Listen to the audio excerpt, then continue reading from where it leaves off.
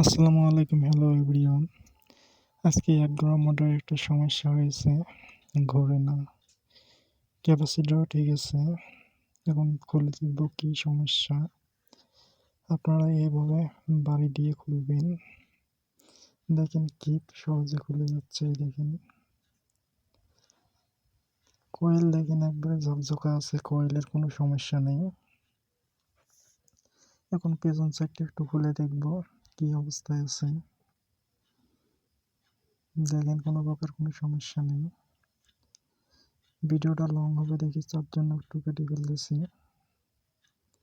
আমি এখন চেক দিতেছি। দেখেন এখন মোটরটা ঘোরাবো, আর ভিডিওটা লং হবে দেখি, তার জন্য ভিডিওটা কেটে নিয়েছি।